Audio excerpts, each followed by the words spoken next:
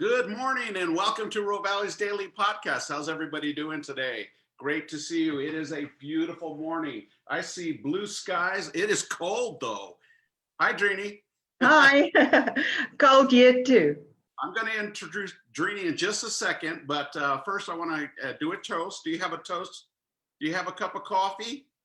Always. Hey, here's to everybody who's watching. Yes, to everyone. All right. Well, you guys, it is Friday and we are excited for Friday because we have some great features for you tonight. Our featured dish this evening is the vodka tortellini with Italian sausage, and it's really, really good. And our deadline for cakes, for whole cakes, is Friday, 11/20. And the deadline for our famous bacci rolls for Thanksgiving is Monday, 11/23. So make sure you guys get that taken care of. I'm just kind of rushing through our features today because I want to get to Drienie. We got some fun stuff to share with you guys, but I got to get through business first, okay? Let's see what else we have.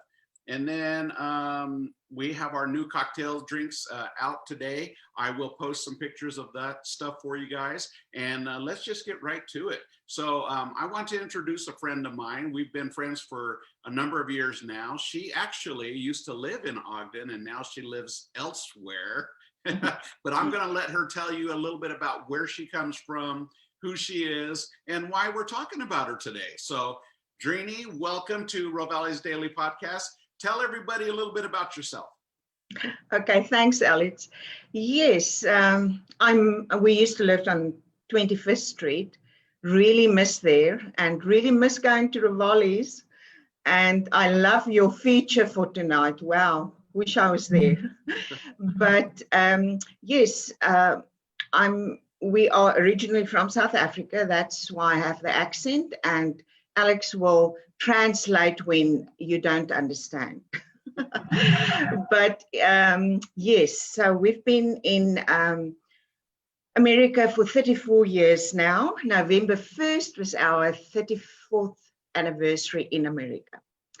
And we, as usual, we are just so grateful to be in this wonderful country. And so when we immigrated to America, it was with our three children, Eugene, Brenda, and Yolandi. And 34 years later, we have two little grandsons, Tristan and Simon. And we lived in, when we arrived in America, we lived in Minnesota, it was in Minnesota, from sunny South Africa to wintry Minnesota. And we lived in Minnesota for 15 years. And then we lived, my husband, Jan, was transferred to Utah. And we lived there for 15 years. And for the last 3 years, we've been living in Gig Harbor in Washington State, close to our little grandsons. And we love it here. We do miss the snow in Utah, of course, but we exchange that for really rainy days in the winter. I'm surprised that you haven't adopted the Utah accent. Oh, I think the South African accent is here to stay. After all these years, I've given up hope. But in the meantime, I'm an author of 8 books now. I've got 2, one historical novel, Forever Friends, and that plays off in South Africa, and it's based on the French Huguenot persecution in France, where my forefathers are from. And then I've got a little novella, perfect as a Christmas gift for all the women, men too, in your life, A Glass Slipper for Christmas. And then I've got 6 anthologies, 4 anthologies, the Tales series, 2 of them right on 25th Street in Ogden, Tales from Tubert Street and Beyond, Part 1 and Part 2. When we did the first one, Linda Scott and I did the the tales, the ones, the tale series on 25th Street. When we did the first one, there were so many spooky stories on 25th Street. We had to do part 2. So you have, so those books were stories of basically kind of ghost stories from Yes. historic 25th Street, right? Yes, and it's based on the legends. Like one of the authors said, someone asked her, "How do you know these stories?" And she said, "The ghosts whispered it into our ears." So there's four books in the tale series. That's Tales from Tibet Street Part 1 and Part 2, and then Tales from the Wasatch Mountains, and Tales. Good book, by the way. Really, really good book. Great stories in there. Yeah, and then Tales from the newest one, which is now, I think, 4 years old, right, Alex? I think 4 years. Tales from the Ogden Canyon and beyond the valley. What was the inspiration for to create these anthologies? Because you're an author, and you can, as you mentioned, you're writing a novel and you've got a novella. But I'm curious as what the inspiration for to create these anthology books. Okay, go and live on historic 25th Street and you will be inspired to write about that street. And then I also heard about the legends in the canyon, and I learned about legends in the Ogden Valley. And it just, my interest just expanded, because then when I did Tales from the Wasatch Mountains, I asked authors to submit stories about all the little towns in and around the Wasatch Mountains. So just amazing stories came forth, because I always tell authors, when, I ask them each to choose a little town and go there and really take in the ambiance and everything about that place before they write the story. And of course, get the most famous, infamous legend in that little town. And for instance, Sherry Walwork, she went to Echo, which is a ghost town now. It used to be just like 25th Street, a red light district. So she went there, and someone told her that when they flattened some of the old saloons, they flattened the one and discovered 7 skeletons in a row in the basement of the brothel. I think we did a play about that for Poe Night, didn't we? Yes, we did. Yes, I do miss the Poe Nights. We actually did stories from our tale series. But yes, so just every little town that, when the stories start coming in for Tales from the Wasatch, I was just awestruck by all the legends in the area. So that's the inspiration behind that. When we moved to the Ogden Valley in just after the Olympics, 2002, right? I just started, I love history. I've always just loved history. That's why I wrote Forever Friends, because in school, history is my favorite subject. So I learned about all the history. Historic 25th Street just brims with history, with all the old buildings and the Union Station. You walk down that street, and even as you walk down the street, there's the tunnels under the street, and you just wonder what all happened down there. There's even people that say there's bodies down there, so in any case, so that's what inspired me to do those books. All right. Well, I think it was 3 years ago, correct me if I'm wrong, that you did the Best Worst Christmas Ever. Exactly. Okay, so tell us a little bit about that book, because we've been talking about ghosts and spooky things and history. I know, I'm all over the place.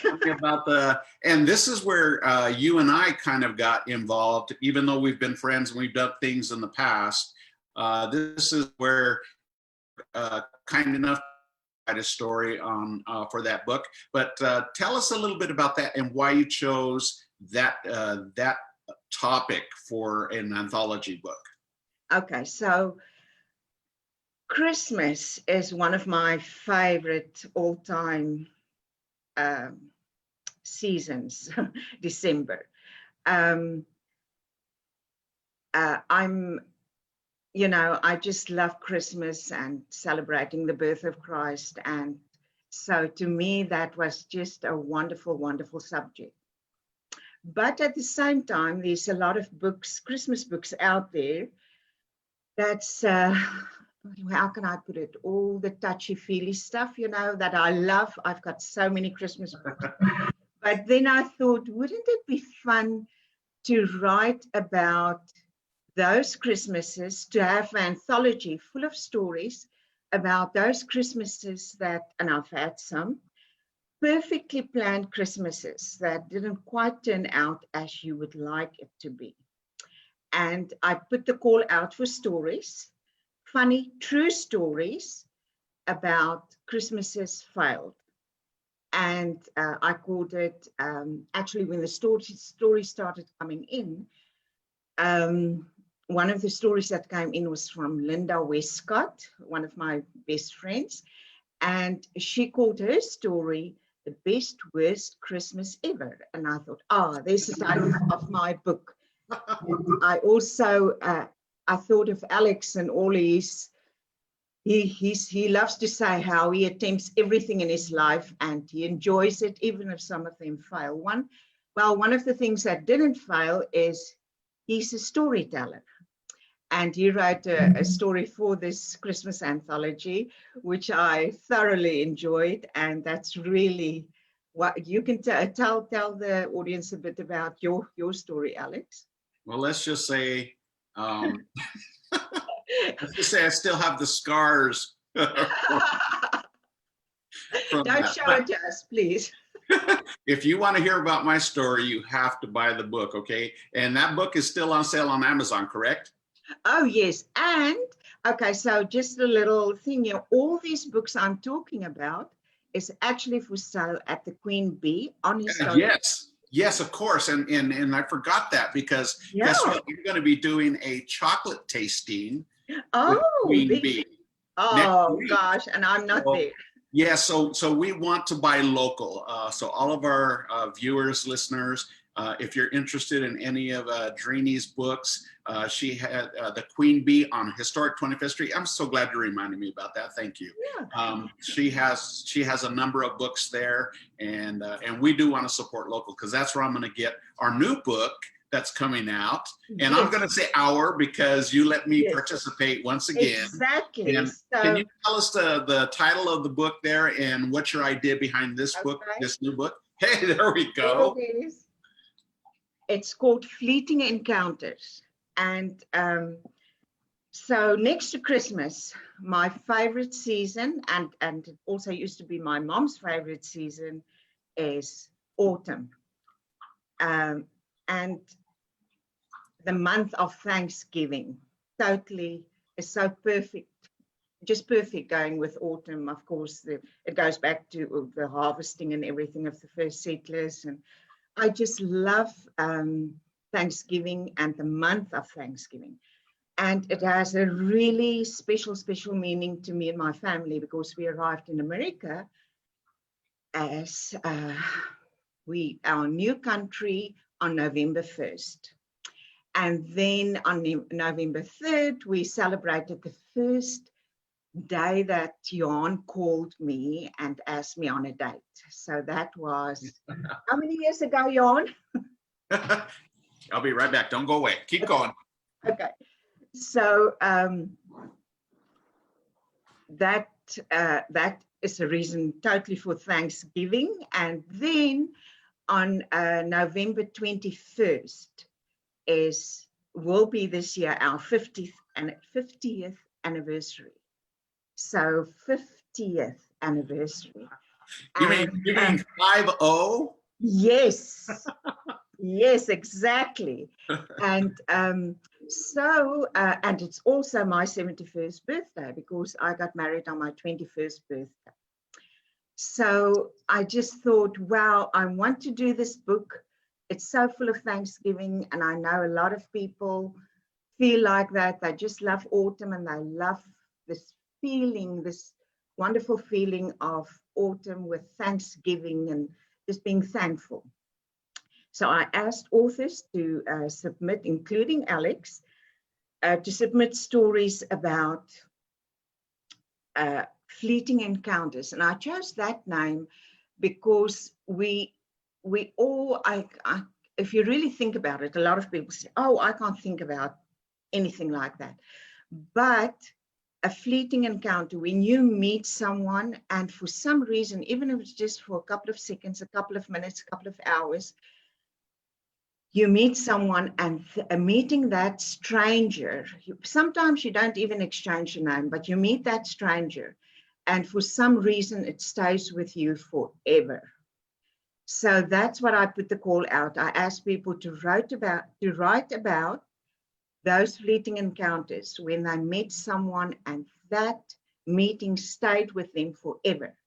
So, but then something else happened, talking about the month of Thanksgiving, is when I read the combined stories of everyone, all the stories that came in, I realized one of the big themes through all the stories was being thankful. People wrote about strangers doing stuff for them and how thankful they were for what happened. And as in many of those times, Alex has a story in the book, and he had this experience with two older ladies walking into his restaurant, and they changed his life forever. And that's the name of his story. They changed my life. And I have a couple of stories in the book where that really left a lasting impression with me. Sometimes the stories is not only about someone that did something for you, but you were put in a position to help someone else. And that stayed with you because it changed your life and opened your mind to, across prejudices and everything, you just remember doing that and you were inspired to help that person in that moment. So Fleeting Encounters ended up having 30 stories in the book. Wow.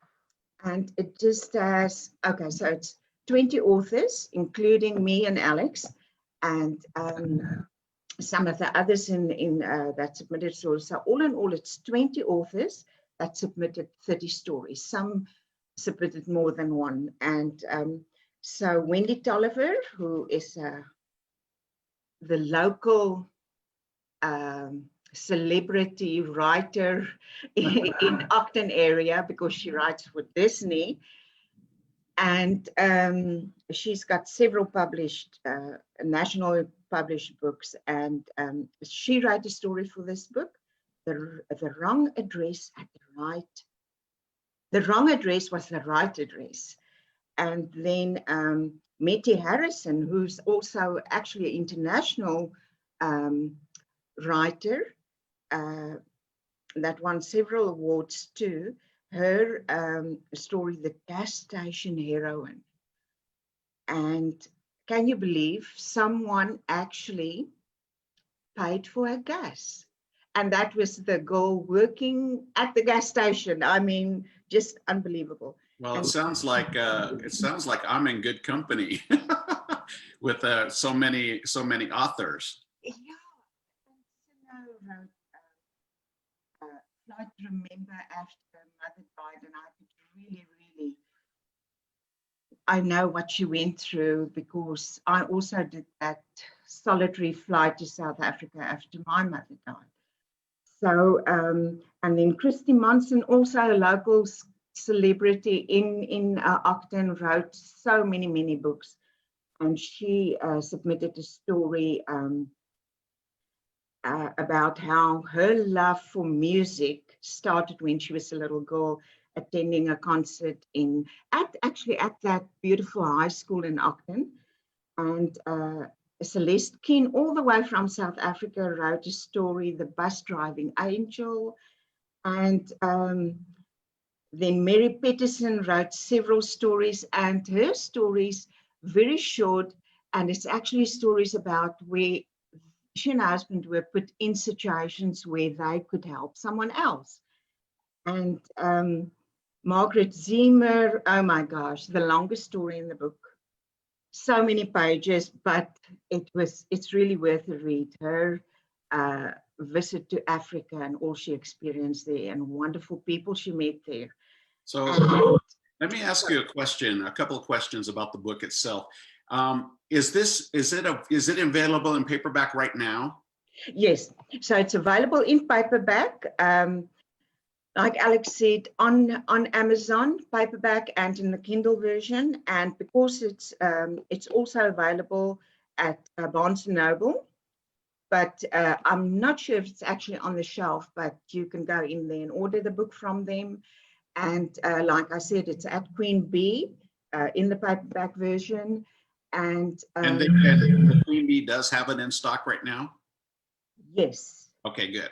Yeah. And then, yeah, so the book is sold for $9.99, the Kindle version for $3.99.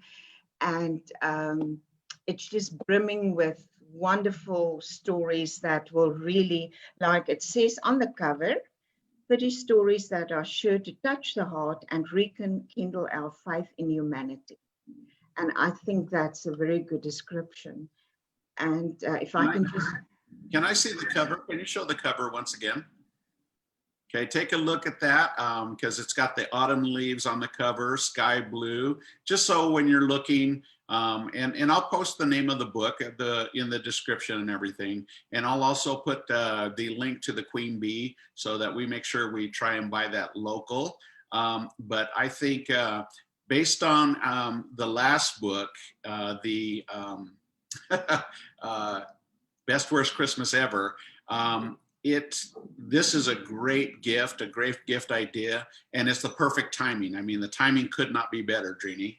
Definitely, and that's what I really, when I put the call out in July for stories, my goal was November 21st. This book has to be on the shelves and be available to buy, because I think people will love reading these stories in this time, and it will make them think of times that they were in the same position, that some stranger went out of their way to help them, or where they were in the position to help someone else. And not only that, like I said, my original idea was fleeting encounters. And I've got a couple of stories in there where I was just in this position where I met strangers and we didn't really do something for it. It was just that fleeting encounter that will stay with me forever.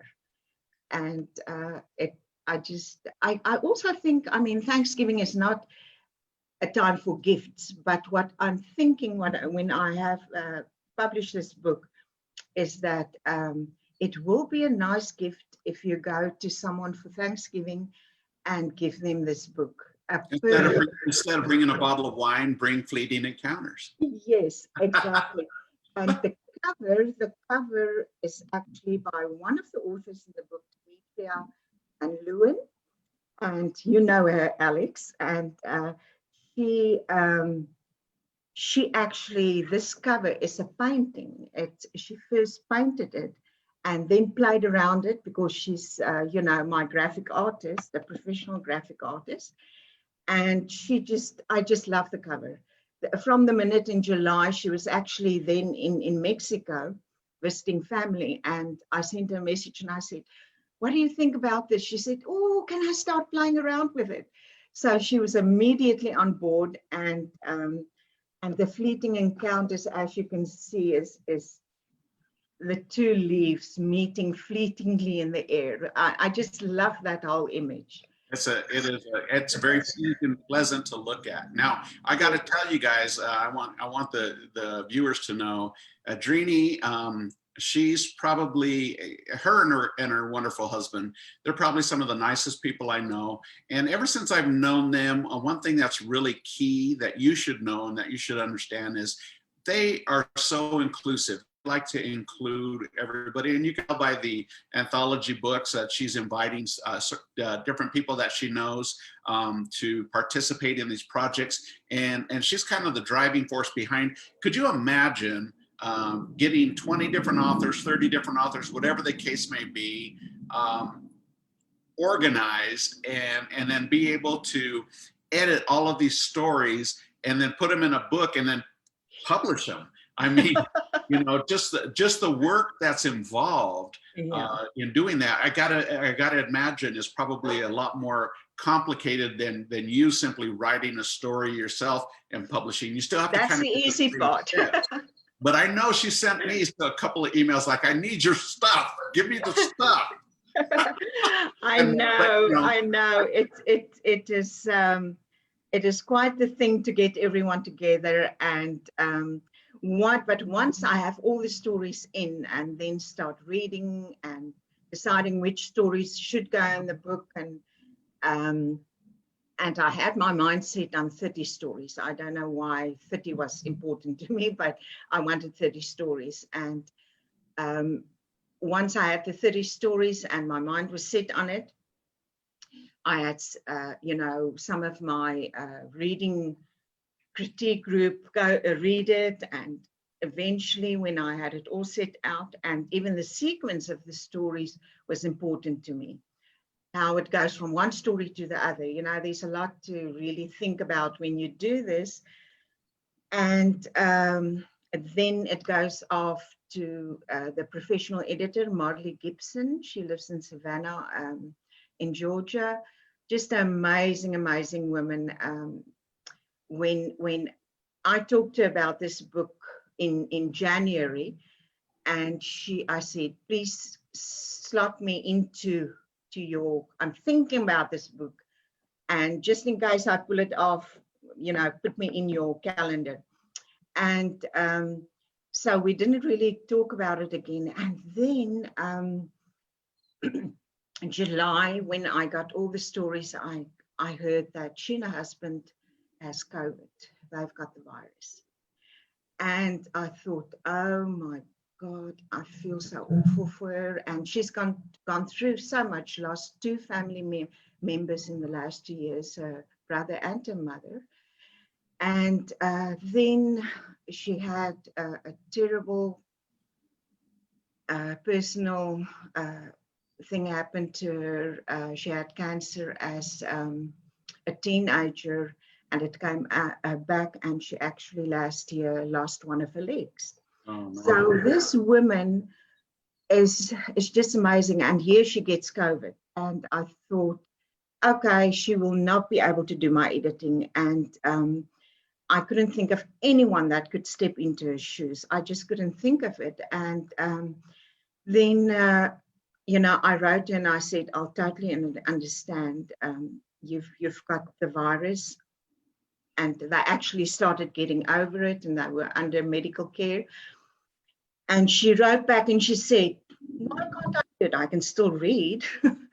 And that just personifies, the person she is. And she actually wrote a story for the book too, the last story in the book. But yeah, she does really amazing editing, and she will go beyond the actual just grammar stuff, which I really need because English is my second language. And so she does in-depth editing, and she even will tell you what this person wrote there and there is not possible, or she will really pay attention to every detail.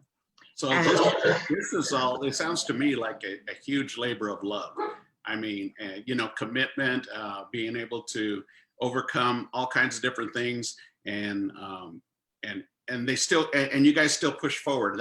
That's just very, very inspiring. Now, I've got to wrap this up, but one thing I would like to ask you is, what is, as far as the book Fleeting Encounters, what is the final message you would like to give to the viewers today?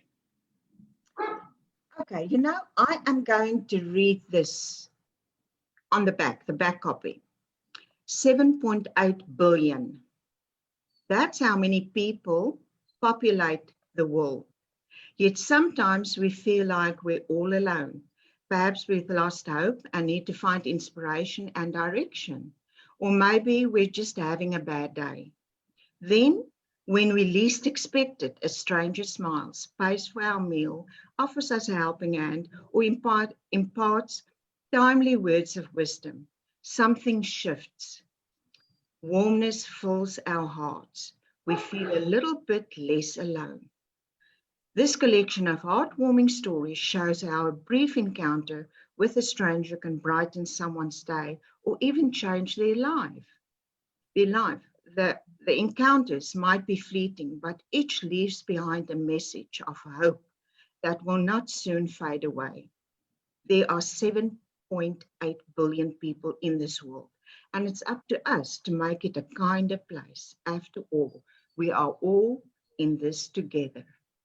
All right, I love it. I love the back cover. So, Drienie, I want to thank you so much for taking time out of your busy schedule and coming and doing the podcast today. I know you got a lot of projects going, especially as Thanksgiving drawing near. I do want to wish you and your family a happy Thanksgiving, and we can't wait to get the book. I'm waiting for the book, and we're going to be going to Queen Bee. I'm sure I'll be getting getting several copies to hand out next week when we go and do the chocolate tasting. So once again, thank you so much for taking your time and sharing with us your passion, even the way that you go about putting books together, but in particular, inviting me to join. That's pretty cool.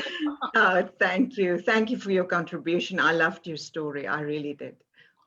Well, thank you. Have a great day, and we'll see you on the flip side, okay? Okay. Thank you, Alex. Happy Bye. Thanksgiving. Bye. Bye-bye. All right, you guys. So we are going to finish talking about our features today. Don't forget, we I don't know if our reservations are full or not, but we can... you can check us online at rovalis.com, ROVALIS.com. And don't forget, we have curbside and takeout. I'm sorry, I'm a little discombobulated because my dog's barking, the jets are flying, and there you go. Anyway, don't forget to come and join us for lunch or dinner today, and try our vodka tortellini, cheese tortellini with Italian sausage. Very, very good. And we have a whole bunch of new desserts for you guys. All right, you guys, that's it for me. I will see you on the flip side, and I am out. Ciao for now. Bye-bye.